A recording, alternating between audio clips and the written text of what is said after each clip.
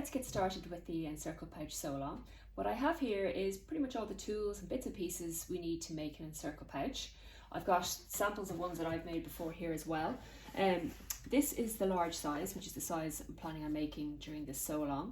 It makes a great project bag. As you can see, it has a drawstring closure. It has an elasticated pocket option for one side and a slip pocket option for the other side, which you can add a snap fixing onto. In terms of handles, in the tutorial we show an option for adding a diagonal handle strap and just a standard pair of like little mini tote straps or hand straps as well. It has a drawstring closure and I'll go through how we made these little fabric ends as well. We'll go through all the options. The version I'm going to make, we're going to do an elasticated internal pocket, an elasticated external pocket, which is the same, and the snap pocket. They all apply to all the smaller sizes as well. This is the medium size, which is, I really like it as like a wash bag size, kind of a travel bag for all your bits and pieces. I've quilted here. You can see I quilted the fabric before I assembled it, which I love that. The small size, which is nearly didn't come into the pattern. I actually didn't have this in the pattern, even though I made it before, but it's a great size for pens and pencils and stuff. So I think it's a really useful size, so it came back in. And then the mini size, which is just super cute, and I have it for some sweets at the moment. As you can see, that circle, because it's such a graphic, simple shape, it's great for adding a bit of embellishment and some lovely detail. I did some embroidery on this piece of linen before I assembled it. That's it, dead plain. So there's loads of options with the pattern. And these are all the bits and pieces I'm going to be using to make the Encircle pouch that we're doing now. So in terms of drawstring, this is a 3mm cotton drawstring. I find you can't always trust you can't always trust a website. Not trust is the wrong thing, but one piece of 3mm drawstring might be too stiff and another might be very, very light. Similarly, 5mm drawstring is probably fine for most pouches and most drawstrings too. And you can use a cotton tape. You could use a bit of leather strapping. Basically, you can experiment with it, but I find this size, which is just a really nice, soft, loose drawstring, loosely woven type drawstring, which is to be just great. So that's what I'm going to use. We call up in the pattern to use a 25mm or 1-inch strap webbing for the strap. So this is a cotton webbing that's actually a little bit bigger than 25mm. It's actually closer to 30mm, but it's quite lightweight, which is really, really nice quality. It's good and sturdy without being too heavy, so really easy to sew. For the elasticated pocket, the pattern calls up from about 5mm, which is 3/16 of an inch, or about 1/4 of an inch, to a 1 centimetre or 1/2 inch elastic. Over the number of pockets pouches I've made at this stage, I really like the 1 centimetre. I think it restrains the pocket really nicely. And kind of in a flat way, whereas a skinnier elastic can be a little bit too loose, just not quite stiff enough. But obviously, again, as with so much in bag making or any sewing, a lot of it comes down to the individual piece of fabric or notions that you're using, and one elastic is stronger than another. But certainly I find that 1/2 inch or 12mm or 1 centimetre elastic to be really good. I have snap fixings for the snap, so they're like an anorak style snap fixing. So I think that's I would have got those, I'd say, from Zipper Zoo, but I can get Prim snap fixings or any brand. It's just a simple snap fixing. But of course, to do that, you need to have a way to attach them. So I have a pliers with the 2 different dies I need to actually attach it. I'll talk through this as we're going through the tutorial anyway. I will be using an awl to punch the hole, or to make the hole for my snap fixing, as opposed to a hole puncher. You can use both, but I just find that an awl causes less damage to the fabric and makes it gives it a bit more longevity, or I trust it a bit more. In terms of cutting out my fabric, I will pretty much always use a rotary blade and a cutting mat. A fabric scissors obviously works great too, but I certainly think the combination of pattern weight, rotary blade and cutting mat to be the most accurate way to cut out your fabric. I tend to do it by freehand, so I'll just carefully work my way around the pattern piece. Marking notches. Okay, so I'm not good at being disciplined. I'm not a disciplined sewer, so very often I will skip notches. I do not skip notches in any pattern that involves curves or circles, especially opposing curves. So like a negative and a positive curve. So it is so much easier to make sure everything is lined up correctly where it should be when you have your notches marked, and then you pin your notch positions first, you pin the intermediate knot positions, and then you can pin extra if you need to. So for this pattern, and I've kind of started doing it all the time now, instead of clipping into my notches, I'll nearly always use a marker, and not even an erasable marker, but a straightforward permanent marker that doesn't bleed too much and won't run in the wash. Not that I wash my bags very often, but I use this or even a pencil to mark my notch positions, because very often if you're pressing something, you might delete the notches that you still want to have there. And because in the smaller sizes of this pattern we've called up a smaller seam allowance.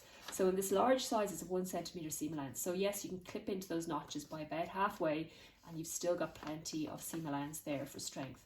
But with the smaller notches, or the smaller seam allowance of the smaller sizes, which applies to just the curve, piecing the circle into the outer gusset, or the inner, whichever outer and inner gusset, clipping into it, I would fear that it would actually compromise the fabric too much. So definitely marking your notches with pencil or erasable, heat erasable or water erasable marker, or a straightforward marker, is definitely the way I go with it. Similarly, my notch position, I'll just mark with a pen, because that's going to be cut into, or that's going to be covered by your actual fixing, so you don't need to worry about it being visible. What else do I use? I will always have on hand my little scissors for clipping threads. I will always have on hand my stitch ripper, because I strongly suspect I will make a mistake during this. We make mistakes all the time. In terms of securing my fabric as I'm sewing, I like to use my pins. I have good glass-headed pins that are really nice and sharp that I use for nearly every project. But I do have clips as well that are very useful. I just find that clips are great for holding something like a strap in place. So, you know, like for holding a strap in place, a clip can be great. But for generally holding all the fabric around the circle, I definitely find a pin to be the most useful. But again, that'll come down to experience and down to your own personal preferences, what you like to handle.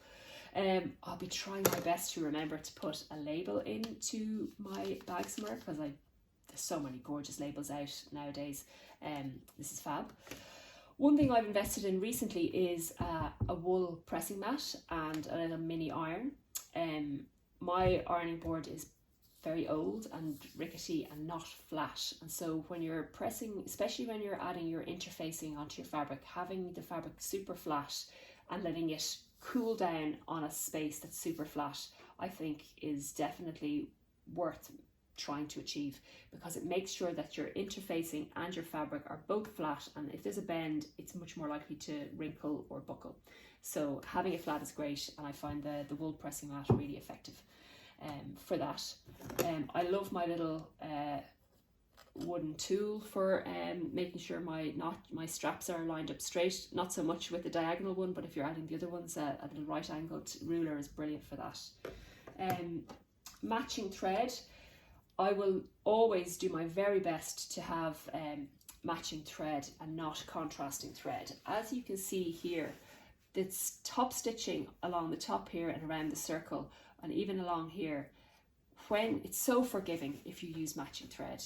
It's so brave to use contrasting thread, because it really sets you up for any little inconsistency to be visible. So I'm pretty good at keeping my seam allowance or my my spacing to the edge of the fabric neat with top stitching, but it's just so forgiving when you have matching thread. So I will always recommend matching thread as much as possible. In this pattern, the bobbin thread will actually only be visible on the inside of the elasticated pocket there, and on the inside up here. And so again, trying to use a matching thread is great. As you can see, I didn't do a great job on this one in terms of keeping my seam allowance even on the inside, but having matching thread once again is super forgiving. So for this pattern, I'm going to be using matching thread. I'm going to be using thread that matches the gusset, and then thread that matches the pocket as well, and then I won't worry too much about inside. That's it. I like to keep my one other thing, a little tin with all of my bobbins there. So I'm going to make matching. I'm going to wind one of the bobbins with matching thread now shortly before I get started. But I just like to have that little tin and my pins. They tend to sit right beside me along with my scissors throughout the project. Everything else I'll move over to the back table. But that's it. I think it's time to get started. Oh, I didn't talk through fabric yet. So for this pattern, it's the same construction of the bag. You basically make an internal bag, an external bag, and an internal bag in the same way, and then you put them together with the drawstring at the top. What I will do is we're going to start with the lining. The trickiest part of this pattern is sewing that circle and top stitching that circle, especially the second circle of the one bag, because when you do the first circle, you'll have really easy access to it. But when you sew in the second circle, it's going to be effectively inside in a bag. So to top stitch it, you have to get into the inside of the bag as you're constructing it, which you'll see as we go along. So in terms of getting a bit of practice in, I will practice on the lining so that if anything isn't perfect, or if I have to figure out the best way to manipulate my fabric, I have a chance to kind of mess it up a little bit inside, and it's really, no one is going to see the top stitching that's going on at the bottom there, even though it's pretty good. No one's ever going to see that. So we'll start with the lining bag, then we'll do the outer bag, and then we'll be joining them together with the drawstring casing at the top. And then at the very end, we'll talk through doing the little drawstring pulls. So that's that. I'm using, the pattern is really flexible in terms of fabric. You can see here I've used a good bit of heavyweight canvas. I've used a heavy upholstery linen. I've used here, this is a lightweight canvas, which I will have added a layer of interfacing to one side of the outer fabrics, just so that they are similar in weight overall to the gusset fabric as well. This is a kind of a medium weight canvas from IKEA, and again I've added interfacing to this, really not so much for the structure, which it does give it, but actually for the texture and the squishy kind of it just makes it really nice a bounce. So this is a Valine H640, so a lofted interfacing, which gives it a nice bit of bounce. And then on this pattern, this version, I have no interfacing at all. I have a waxed canvas, a dry waxed canvas, along with a linen fabric, and it's a heavyweight linen, so they're similar enough in terms of weight and work really well together. Okay, I just wanted to talk quickly through the fabrics that I'm using for this Encircle pouch. As I said, I'm making the large size. So I'll just talk through the pattern pieces on a finished bag, just so that you have a kind of a good overview. So the main bag is made up of a circle element and a gusset element. The gusset wraps around, there's a seam at the bottom, but it wraps around the whole bag and encloses that circle. It's the same construction internally and externally. There's the option for an elasticated pocket and a slip pocket that you can fix with a snap fixing as well. So the pattern pieces that for the outside, for the lining and the outer bag, the main bags, are the circle, which is A1, and the circle pocket, which is A2. So I have cut out 2 circles in lining fabric and 2 circles in outer fabric. I have interfaced the outer ones with a layer of G700 or Pellon SF101 interfacing, which is fusible, woven, mid to lightweight interfacing. It adds a bit of strength and resilience to the fabric without a bit of structure, without too much weight. So it doesn't make it, doesn't give it very defined structure. Just gives your fabric a bit more stability, really. And where I have snap fixings, I've added a square of that same interfacing, even where I have interfacing. So I've interfaced the outer pieces of the circle, but not the lining pieces. So that's the circle A1. The fabric I've used is a cotton twill canvas, and for the lining it's a lightweight canvas. And so for A2 is the circle pocket, and the pocket is made up of an outer piece and a lining piece. So for the outer pocket, for the pocket on the outside of the bag, I have the same main outer fabric that is not interfaced, but I have put a square of interfacing where the snap fixing is. And then on the inside of that pocket, obviously, is a lining piece to line that pocket, and that's made out of a very lightweight canvas. It's kind of more like a cotton than a canvas, to be honest. So that's A1 and A2. And so let me talk to you about marking notches while I'm here. I have notches marked throughout. I'm not very disciplined at marking notches generally, but when I'm joining circles together, I think it's really helpful. Pretty fundamental that you basically put your notches in so that you make sure you're lining everything up, and then you can trust where your fabric's going to go. I've marked them with a pen as opposed to cutting into them, so that they don't undermine the strength of the seam allowance at all. Generally, I can clip into them, that's not a problem. And in the large size, the seam allowance is 1 centimetre. So again, that's not really a problem, but the smaller sizes for the circle element, to make it easier to sew together, and because they're so small, I've reduced the seam allowance on that to 7mm or just over 1/4 inch. So I'd rather not clip into that because I don't want to undermine the strength of that. So marking them with a pen or a pencil, whatever you're happy that's not going to bleed or show through your fabric, is great. I've used to use heat erasable ones, but sometimes I want to press something and there might still be a notch that I want to reference. So I tend to, where I know that the notch is not going to be visible when the bag is finished, I tend to just use a permanent pen, or a pencil is great for that. Okay, so I've marked my notches.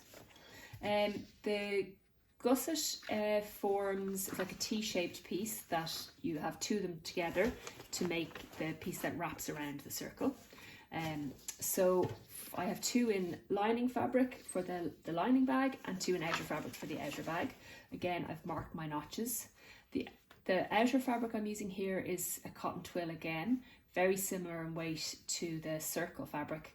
So I have, for the outer pieces, I've interfaced it with a layer of that Veline G700 or Pellon SF101, and I've marked my notches. And then for the lining, I'm using that. It's kind of a lightweight, I've had it in my stash for years. It's like a lightweight, very lightweight cotton canvas. It's more like a quilting cotton, to be honest, than a canvas. But I think it'll work fine for the bag. Let me just talk to you about one other thing that I'm not using in this project, but a type of interfacing, which is a fusible lofted interfacing. This is either, it looks to me like it might be H630 because it's quite thin, it might be, or H640. They're basically 2 different types of lofted interfacing that are fusible and squishy. So it doesn't give much structure, but it does give lovely definition when you're doing quilting pieces. So I've quilted the edge of the pattern on the fabric here, and it just gives a lovely bit of texture and definition. Sometimes I will put that lofted interfacing on the lining so that I don't have to worry about it adding bulk to the outer heavier fabric, but it does the same job of giving squishiness to the overall bag. But in this case, because I wanted to highlight that pattern, I decided to put it on the outer fabrics. So that's another option for interfacing. It's kind of I find it to be more of a textural reason as to why I use it rather than a structural reason, but it does have that benefit of giving it some squishy structure as well. And that's it there. It's fusible on one side. There we are. And then the another pattern piece is the drawstring casing, which you can use either lining or outer fabric for it. I've chosen to use the outer fabric. It's not interfaced, and I haven't bothered marking my notches here, because what I will do is once I've sewn, once I've sewn the ends of the drawstring casing, I will tend to, at that stage, fold them in half and mark the center point at that stage, so that I know I'm using the actual workable center point, as opposed to in case I sew them in an inaccurate way, I can still have my center point right. And then the other pattern piece that I haven't covered is, so there's two more left, which is the elastic pocket. So I'm putting an elastic pocket internally and I'm putting one externally. So this is one out of the lining fabric and out of the outer fabric. So as you can see, the outer fabric it's a cotton twill canvas, but it's not super heavyweight, so that'll gather just nicely enough. It's not dissimilar in weight to that, and you can see it gathers really nicely. It gives you really nice kind of texture to the gather because it's that little bit heavier in weight. I really like it. So that's what I'm using for the outer, and then the lining is a piece of Essex linen that I'm doing a bit of scrap busting with the lining, so I'm using up bits and pieces. And finally, the last piece are those drawstring ends, which are about 8 centimeters by 8 centimeters, which is about 3 1/4 inch by 3 1/4 inch. There is a pattern piece for this, but I just cut them out by the measurements, 8 centimeters by 8 centimeters. So that's it.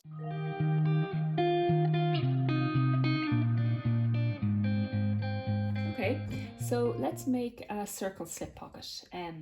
In this case, I'm going to actually use the outer fabrics because I'm not going to add a circle slip pocket to the lining, but the exact same method applies to the lining bag. So I'll jump back to making the lining bag now when I'm finished this. But what I have my snap fixings, well, one snap fixing, so the 4 pieces to make my snap. I have 2 circle slip pocket pattern pieces, one in outer fabric and one in lining fabric. And if this was a lining bag, they would both be they would both be made out of the lining. And I have one circle, which is the backing for the circle slip pocket. So first things first, you can see I have my pieces of interfacing marked or placed where the snap fixing is going to be. You can see a little notch there, a little notch there, and I've actually put my little hole there for the snap fixing. But first things first, I'm going to place the lining and the outer piece right sides together, and I'm gonna sew along there with a 1 centimeter or 3/8 inch seam allowance. So I'll move all this out of the way, place them under there, and line these up.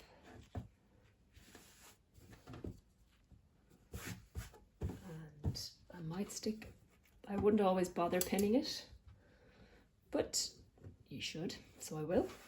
And I will line this up with the 1 centimeter or 3/8 inch seam allowance line there. Make sure my stitch length is down to 2.5 because it's not top stitching. And back stitch and start.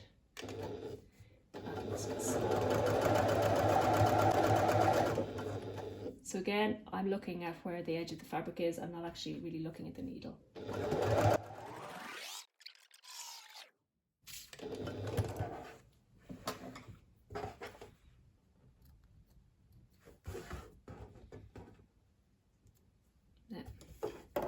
So next I'm going to press that to the wrong side, or sorry, just press them out so the right sides are facing out, and so I'm going to press that and then top stitch along that edge there. Okay, so I have that pressed along there, and I'm going to top stitch now. So when I'm top stitching, I don't top stitch with a 1 centimeter seam allowance or with a 0.5 centimeter seam allowance. I top stitch as close to the edge as I am comfortable with. So it's usually about 2 or 3 mil. So it's just a really small bit. And again, I can always see a little reflection on my presser foot. You could mark that on your presser foot. I just use a line that I'm going to follow along here and keep it in straight. You can use an edge stitching foot, but I don't know, I think I'm just a little bit lazy to be changing presser foot when I think if you just keep your eye on that point and keep the fabric running along there, you'll do just fine. So I've changed my stitch length back to about 3.5.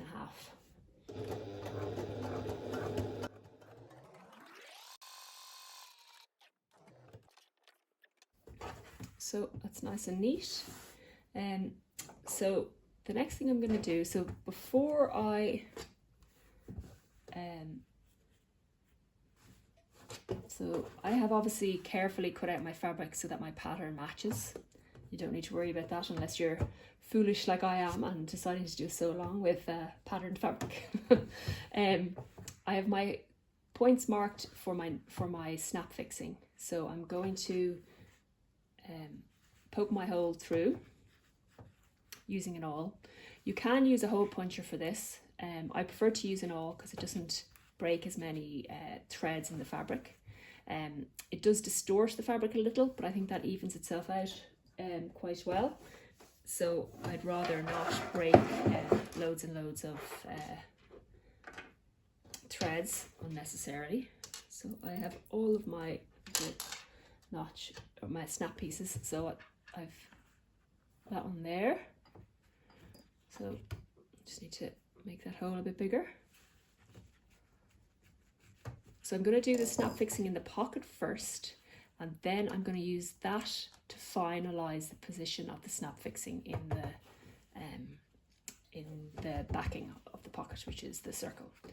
So I have that through, and that piece goes there. And now I think I need to change the die.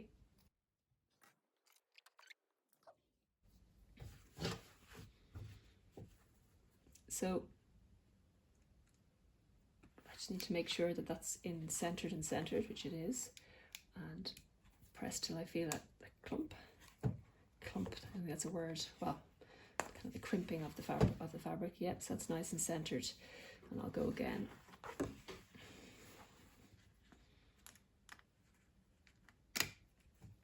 Give it a bit more of a press.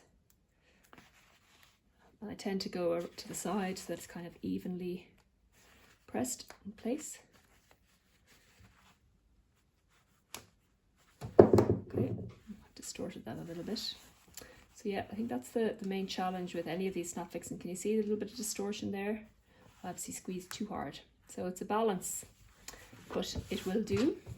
I'm probably the only person that will ever notice this in real life. Okay, so now what I need to factor in here is, there's my notch there, is the notches I have in my fabric, but also in this case I need to factor in my pattern, because the notches are all well and good, but if it all looks out of place in reality, then that's not going to help. Pretty good. So what I'm going to do is I'm going to press with that to make a little indentation on my fabric and mark that. So that is pretty much bang on where the notch is, because my notch is slightly off center, and remember I moved this over to make it centered. So it's pretty much bang on matching. So I'll use my awl to make that hole.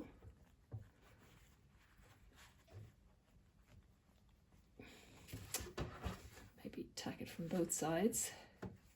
And then push that piece through. And that.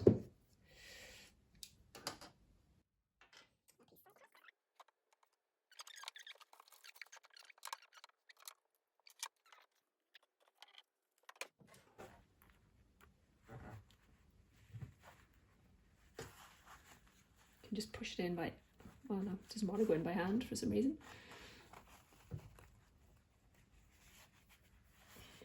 Okay, I have them both in place. Now,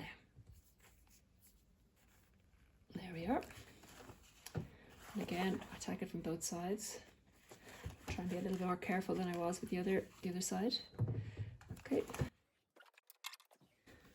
So as I was saying, what I'm going to do now is I'm going to actually snap that into place. And now I'm going to make sure it's all lined up where it should be.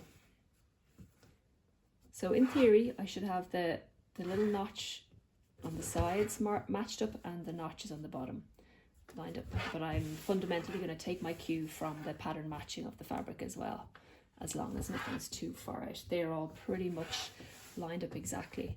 So now I will pin around the perimeter. So I'm happy that that's all pattern matched pretty well, and my notches are lined up pretty well. So now I'm going to baste around the edge again with about a stitch length of 4.5, because it's just basting, and I'm going to be keeping the edge of the fabric kind of in line with the edge of the presser foot.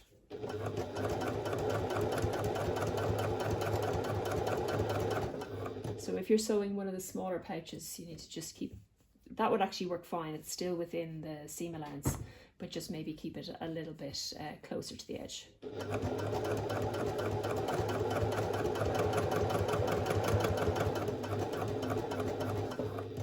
And I keep my pins in as close to the needle as I can so that any creep doesn't push past the needle. Sometimes I sew over the pins, which I shouldn't.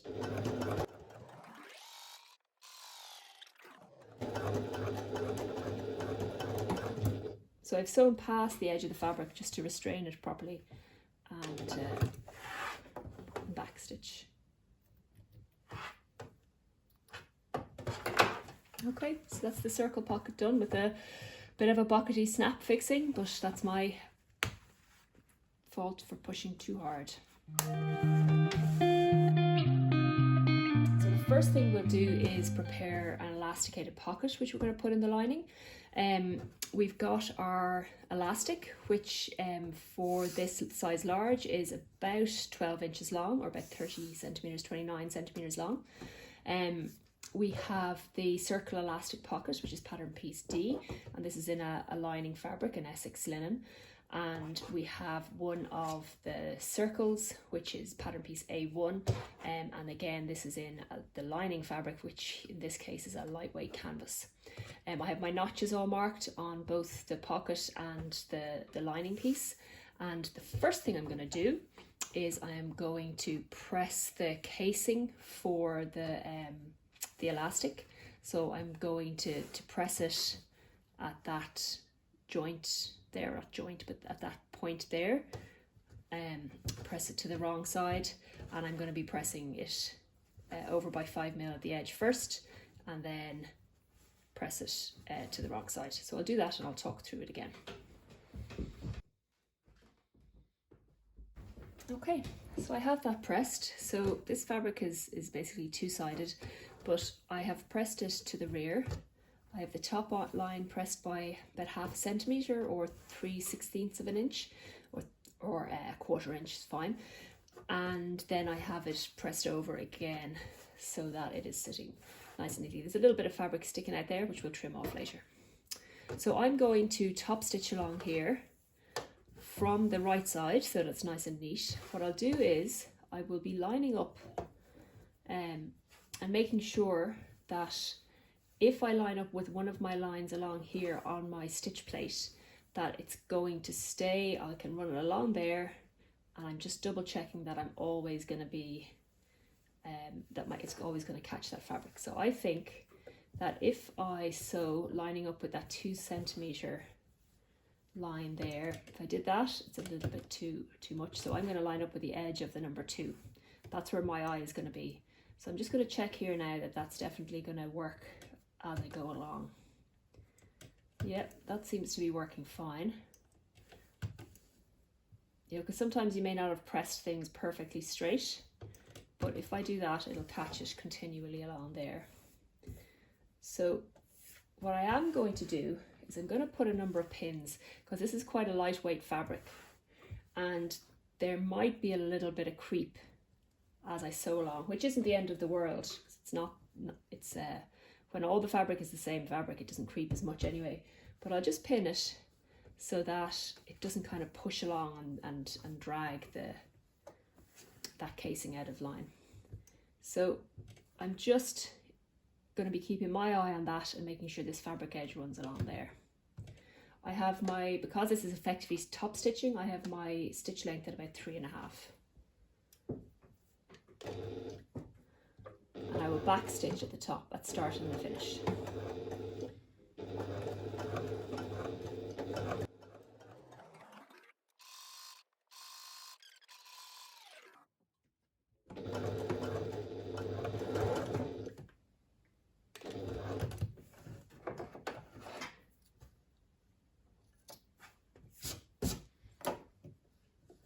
Now, I'd ordinarily use my thread cutter on my machine, but something not working perfectly with my machine and it's getting serviced, so I'm not going to use it for the moment.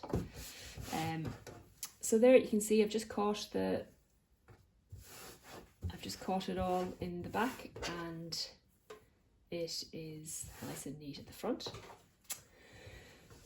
So I have my notches marked on this, and I have this fabric has kind of an orientation with those squares on it. So the first thing I'm going to do is, thread my elastic through.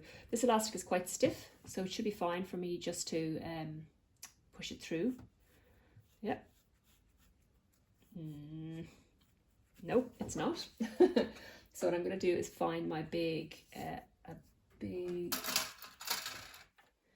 I have a big safety pin that I use for this job. I also have a bodkin, which is a little tool for it, but actually the safety pin will work perfectly. So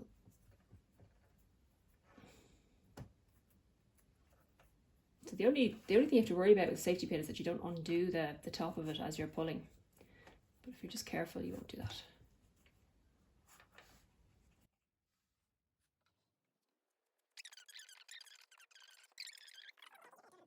Hanging off the end. So I'll pull it through, making sure not to pull out the other end.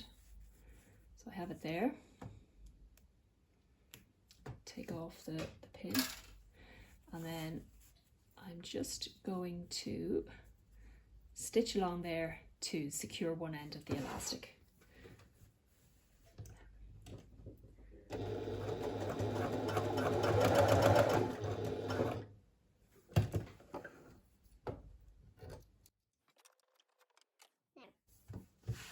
So I have the elastic inside the casing, and gathered a little bit before you get started here.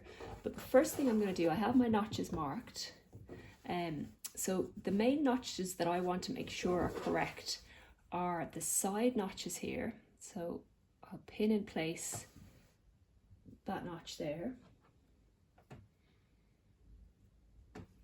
and I'll pin in place the equivalent on the other side, which is a little notch marked there. I'm then going to pin that center notch. So the bottom here has 3 notches of the elasticated pocket, or the circle elastic pocket, and so I'm going to pin that bottom one in place.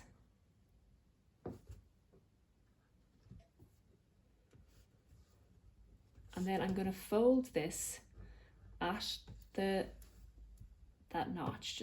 I'm not going to press it or anything, I'm just going to fold it, and I'm going to make sure that notch is lined up then.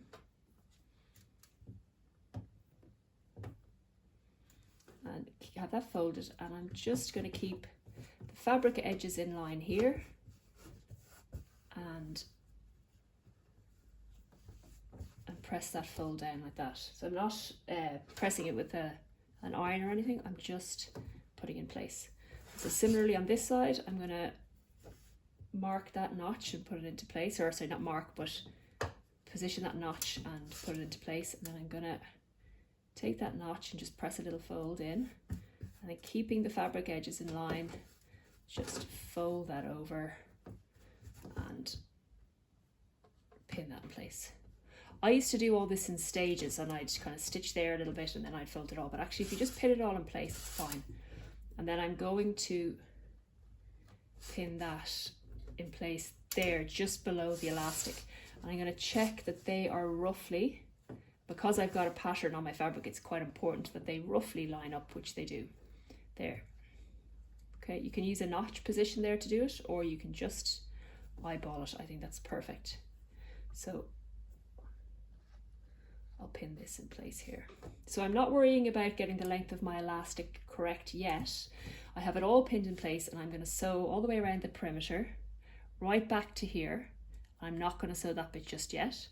So I'm going to baste it all in place, so tack it all in place with about a half a centimetre seam allowance, so about a 3/16 inch seam allowance, and being particularly careful in the smaller sizes, which is a smaller seam allowance, that I'm definitely well within my 7mm or 1/4 inch seam allowance. So it's basically sewing half the seam allowance to keep it all in place, but that the stitching won't be visible when you finally sew in the pattern pieces together.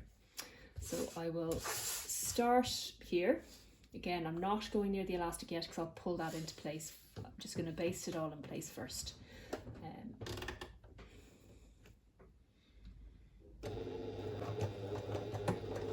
So when I'm sewing this circle, when I'm sewing generally, I'm not looking at the needle, I'm looking somewhere that I'm going to keep. So I'm going to be keeping this fabric in line with kind of the edge here, the edge of this presser foot, which is about a half a centimetre or 3/16 of an inch. But this you don't have to be perfectly accurate with, it's just a basting stitch.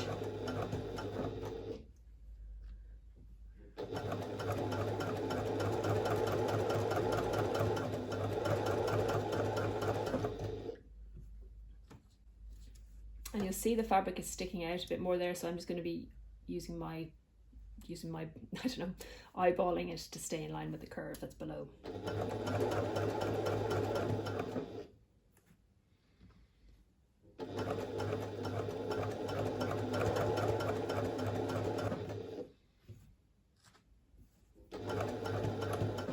And take it nice and slowly. It's not a race. There's some people fly around, and that's brilliant if you can do that. I'm a slow sewer. I'm not particularly fast. Just take it nice and slowly and work your way around neatly as you can.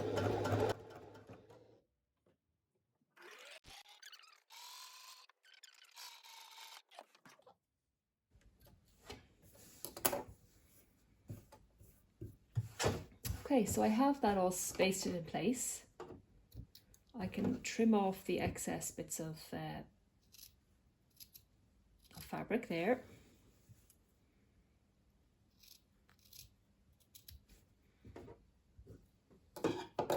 And now I'm going to pull this elastic to get it so that the pocket is sitting nice and flat against the outer fabric, but against the back circle without deforming it too much. Right? So it's a real balance between getting the elastic to sit neatly against it without over pulling it, which is going to, if I do that, which is going to deform the circle. So just enough to keep the circle flat and the elastic sitting nice and flatly against it. And I find that using this thicker elastic, the slightly thicker elastic, makes that work better than the thinner elastic, than the less strong elastic. It kind of just wants to sit straight and flat. Okay, and if there's a tiny bit of pull, that doesn't matter. It'll all even out when your bag is constructed. So now I'm just going to baste along there to secure that.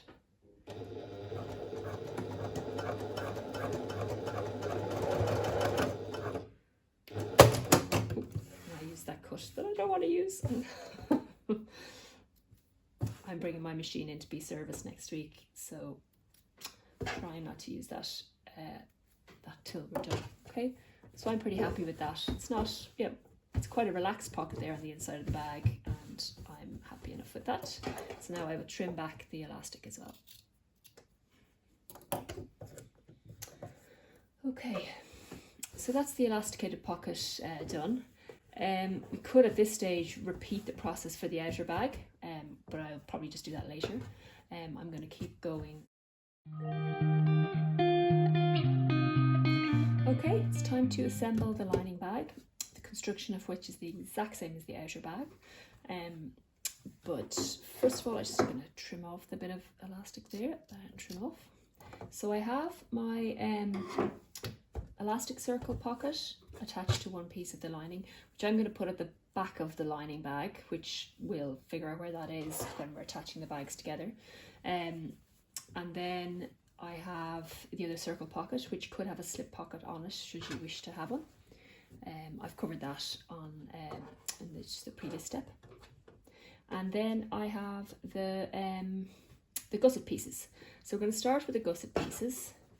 We're going to place them right sides together and just line them up. I don't really need to pin them in place as such because it is such a short little seam we're sewing. So I'm placing them right sides together, and I'm going to sew along one side seam, and I'm going to sew along one bottom seam, but I'm going to remember, which I nearly forgot, I'm going to remember to leave a hole in the bottom of my lining for turning it. So I haven't marked those notches, which I should have. So I'm just going to mark now roughly, it's about 1.5 centimeters, so not much further in than the seam allowance, because we need pretty much all of that hole to actually, all of that width to be able to get the bag through easily. So I'm just going to mark about 1.5 centimeters, which is half an inch, so just under 3/4 of an inch from the edge of the fabric. So I'll mark that there, and I will mark the same on the other side. So I'm going to be sewing, just closing the corners there, and not closing the corners. I'm going to be sewing along here with a 1 centimeter seam allowance and a 3/8 inch seam allowance, and sew along there the same. So we'll sew along one of the side seams, which is actually a center seam, but one of the sides here with a 1 centimeter seam allowance.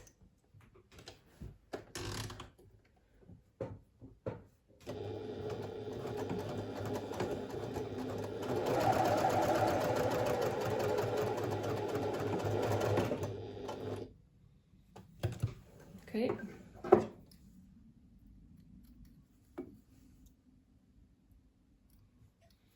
And then along the base, I'm just going to be sewing along from the edge to the notch, and from the notch to the edge with a 1 centimeter seam allowance. Again, back stitching at the start and the finish, probably especially because it's such a small stretch of stitching.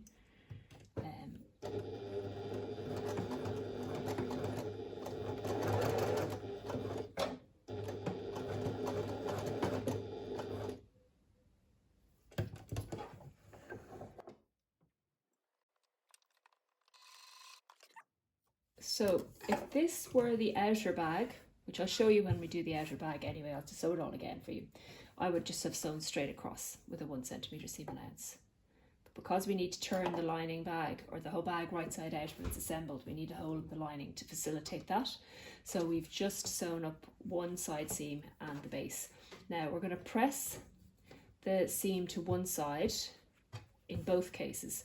And the important thing to note about this is for all 4 top seams, so the 2 top seams here in the lining and the 2 top seams in the outer, I'm going to press the seam allowance in the exact same direction. And that means that when these bags are placed against each other, because they're opposites, which will make sense when we sew it together, all the seam allowance on the lining is going to be one side and the outer is going to be on the other side. You can, if you wish, open it up, press the seam open, and then when you do your top stitching, you'll be top stitching on both sides. But I like just having it slightly, I like the asymmetry of it, and I'm not using very heavyweight fabrics, so I'm not worried about the bulk of sewing over 2 layers of the outer fabric in particular. So I'm going to press all of these seam allowances here, and when I do it on this side, I'll be pressing them all. In this case, I'm going to just press them all to the right. Okay, and you'll see why that makes sense later on.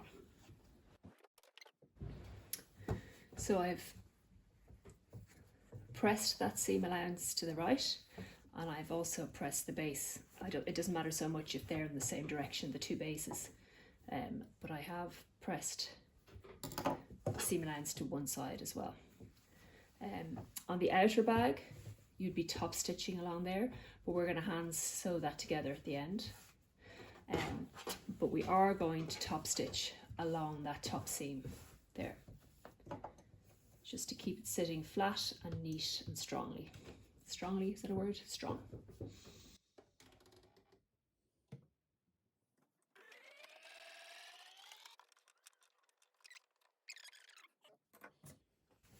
Okay, so that's top stitched and the edges are closed at the bottom there. So now the fun parts begins. So let's start with the easiest piece to work with, which is the plain pocket or the plain circle. You may have a pocket on it or not. I'm going to make sure that I have my notches marked. As I explained before, it's really important to have your notches marked when sewing in this. Nothing's really important, you're just making a bag, but it is important to make it as easy as possible to have those notches marked. So I have the wrong side of the fabrics facing me. I have my top seam there, my bottom seam there.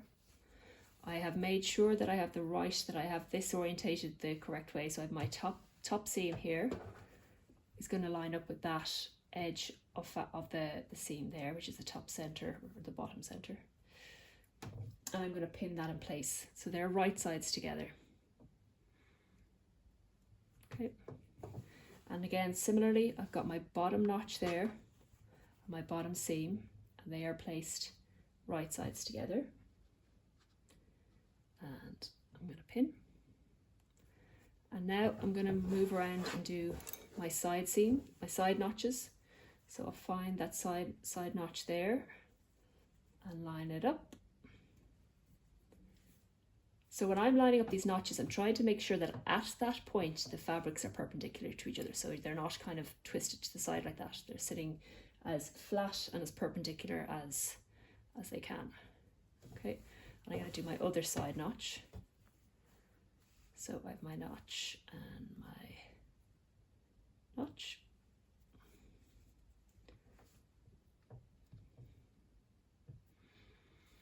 Okay, now I'm going to pin the notches that are in between.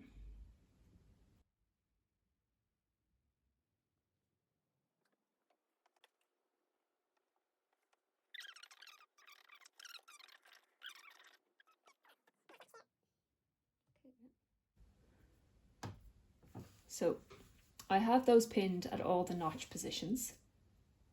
As you can see, that looks like it's longer than that. But in this case, the seam allowance is in here, making it shorter. But the seam allowance position is in here, making that length of the arc a little bit shorter. And in this case, it's out here, making the arc of that a bit longer. So those seam allowances, when sewn together, are actually the same length, okay, even though the edge of the fabric has a difference. So in order to ease that into place, if you don't feel that you have enough if you can't do that very easily, you can add a couple of clips, really short little clips, into the fabric at right angles, but only into the very most halfway through the seam allowance. That's all you'll need to make your life a little bit easier. So I'm going to go around the outside, and it's only the gusset that I'm clipping. I'm just going to clip into it a tiny little bit to help me ease it out.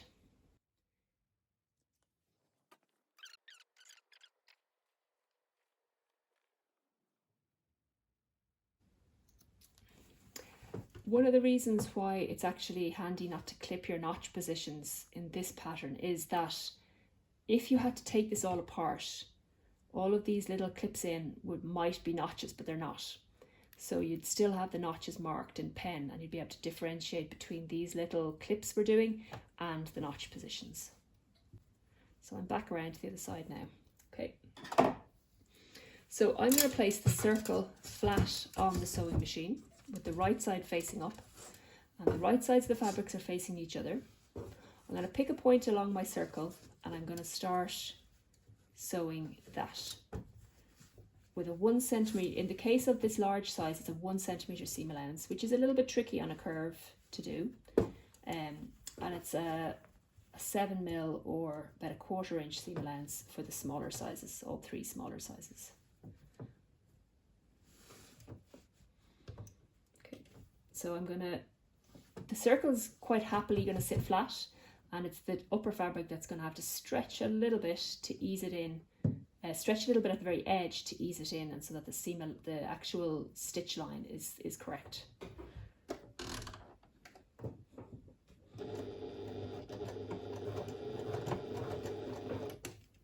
Okay, so I'm going to be trying to make sure that as I go along, my fabric is perpendicular to the edge, and I'm keeping the edge of the fabric in line with my 1 centimeter mark. If you are sewing and you don't have marks on your stitch plate, you can add a piece of tape. You can stick a piece of masking tape down to mark that, so that you know to keep your fabric in line with that. So if you didn't have a 1/4 inch mark, or if you didn't have a 3/8 inch mark, you can just put a piece of tape down and keep your fabric in line with that to keep your seam allowance consistent.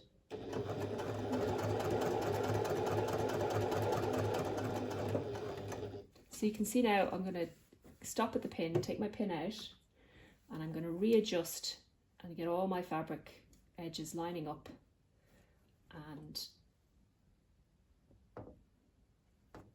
then keep going.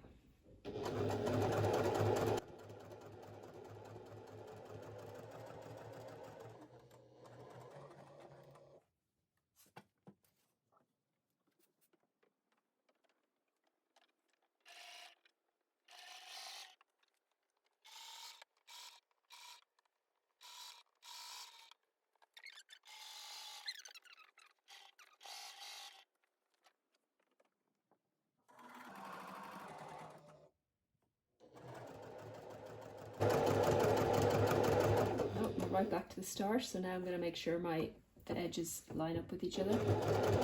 Yep. Stitch.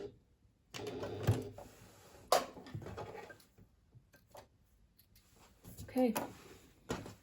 So I have that all sewn together. There is no need to clip into those seams. I know they're kind of curving up there, but we're going to press that all into place, and it'll all sit neatly.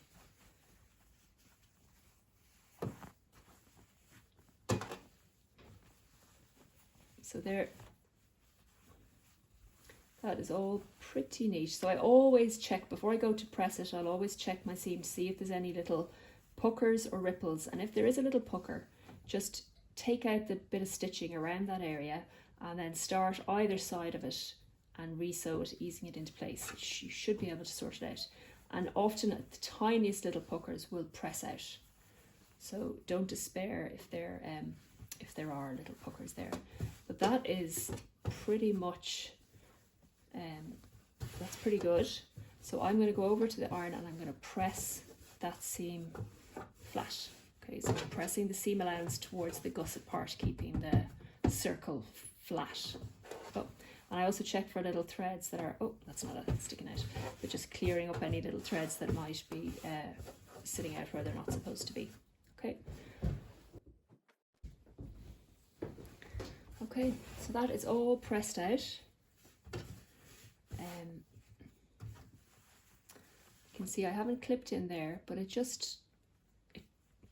you know, unless you're using the really heaviest, stiffest fabric, or maybe if you're using vinyl, you might want to trim back the seam allowance of especially the gusset part, but I've not needed to do that at all in any of the little pouches I've made. Okay, so next thing I'm going to do is top stitch around this circle. So this is quite straightforward in the first circle because you can get access to it easily. In the second circle, you'll see that's a little bit trickier, but it is totally doable. That's why the proportion, part of the reason why the proportions of the bag are a little bit wider, so that you can get, I thought it was really important that I know that you could top stitch inside it to get into the circle to top stitch it. So you certainly can't. I'll tend to start my top stitching somewhere down near the bottom, so it's kind of out of the way, and so I will back stitch and show that back stitching. I don't worry about hiding it, but it's just kind of discreetly located in a bottom corner. And if the thread matches one bit of colour of the fabric better than another, I'll put it in the area that it matches best. So as with all of my top stitching, I'm going to be following a line in the middle, and I'm going to be adjusting my fabric as I go along, turning it slowly and sewing slowly. Change my stitch length to 3.5 again, and I'm going to back stitch at the start just by 1, and that thread is popped out of place. Just move that out of the way so that I don't stitch over it. And I'm going to make sure my seam allowance is sitting correctly as I go along, and I'm going to keep an eye on that part of my presser foot and keep it in line with the fabric here. And so that means that the needle won't necessarily be in exactly the right place, but it'll be close enough.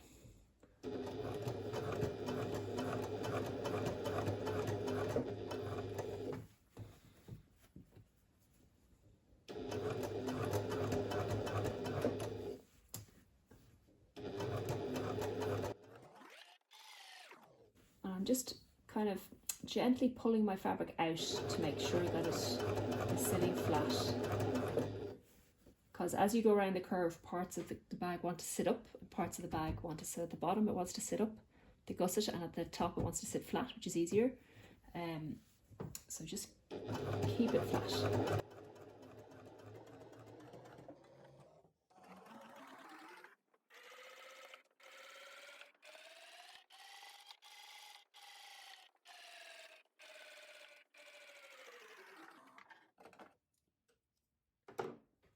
So I'm nearly back to where I started. And now I'm going to keep my eye on that, make sure I'm hitting the stitch line as close as I can. Yep.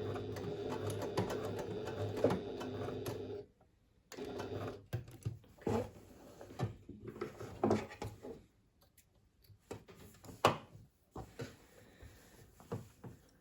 And so you can either pull those threads through to the back, or I'm going to be super lazy and just clip them. So as you can see, the top stitching around there is pretty even. Yep. Yeah, I'm very happy with that. So the next job is to do the same for the other circle. So again, we have to close the top seam here, which we're going to sew with a 1 centimeter seam allowance, or 3/8 inch.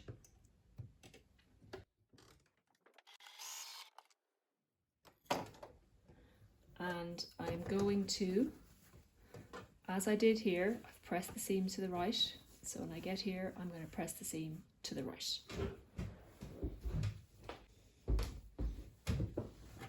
So you can press the seam the other way, just be consistent throughout the bag. And I'm going to top stitch along the edge of the seam.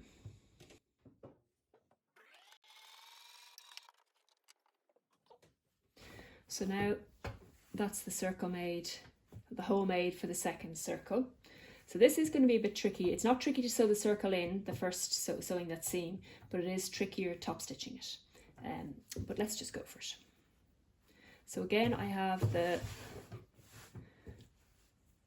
circle face down and the lining bag with the wrong side facing me. I'm going to fold it back so that I can see, and making sure I'm using the top center notch there to line up with the top seam. And I'm going to pin that in place. And then the same with the bottom. I'm going to take the bottom notch, and if your notches for the pocket and the lining piece don't match up, make sure and use the lining piece, not the pocket notch. Not that it's like critical, but basically the lining piece. The notches on the lining bag, because you might have adjusted the position of your pocket or something. And again, the notch in the side.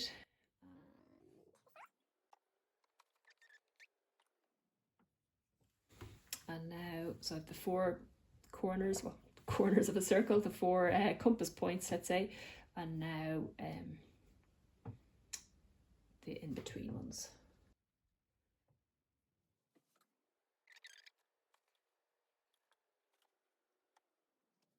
8 main pins. I'm going to do what I did before, which is clip into the seam allowance a tiny bit. And it was fine when I had it done on the other side.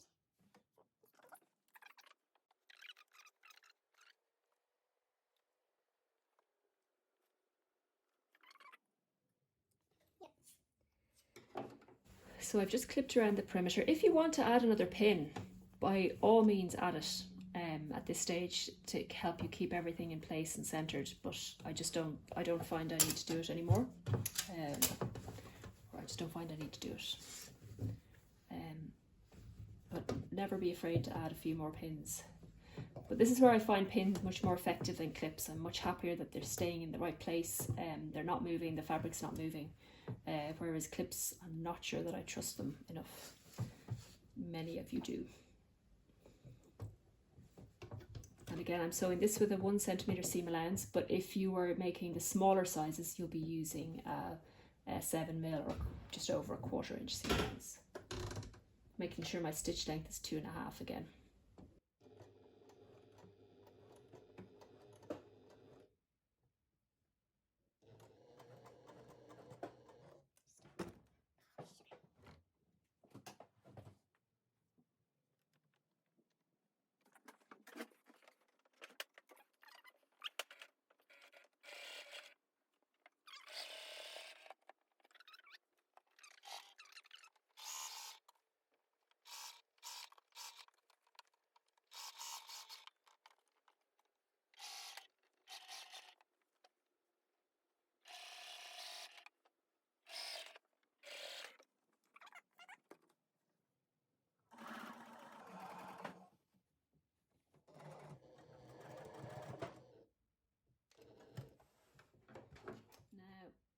I think my fabric crept a tiny bit as I was sewing along there. You can see there's a tiny little pucker there. I think that'll press out. I don't think it'll be noticeable at all. Yeah, I think that'll just press out. But if I was worried about it, I would just open up those stitches from there to there and then re-stitch, just going past the existing stitches and back stitching along. But actually I think that'll press out just fine, especially in the lining. If I come up with any problems like that in the outer bag, I'll show you what to do as well. So what I'm going to do now is I'm going to go around and I'm going to press, again, I'm going to press that seam out, so that pressing the seam allowance towards the gusset around the entire perimeter of that side of the bag. Okay, so I've pressed around the entire perimeter of that bag, of that circle, and now I'm going to top stitch, and you'll see how it's a little bit trickier to get in at the bottom, but it is entirely doable. So I'm going to change my my stitch length to 3.5, and again I'm picking a place down near the bottom corner or bottom side of the bag, where my fabric matches my thread best. And I'm going to back stitch, and I'm just going to adjust the fabric as I work my way around the perimeter of that circle, keeping my seam in line with the point on my presser foot. And move that thread out of the way. And as you can see, it's easier to do it in the lining because the lining is much thinner and easier to gather and move around, but it's totally fine in an outer bag too, just a little bit trickier.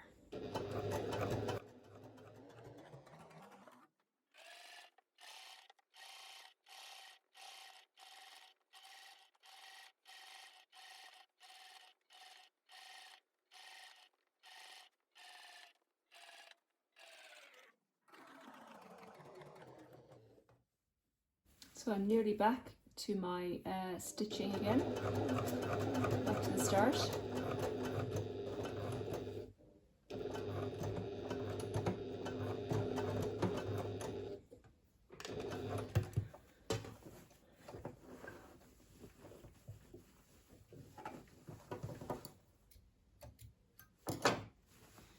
Yep.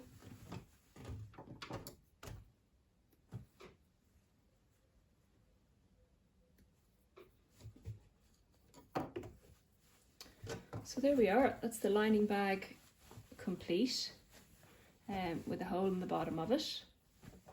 You can see the pocket, the elasticated pocket there, and the simple side there. The top stitching is all pretty neat around the edge. Turn it the right way out, or the wrong way out, I guess, so that you can see. Some people have suggested making this bag reversible, because it kind of is. Yeah, so that's brilliant. That's the lining bag done. So next we're going to move on to the outer bag.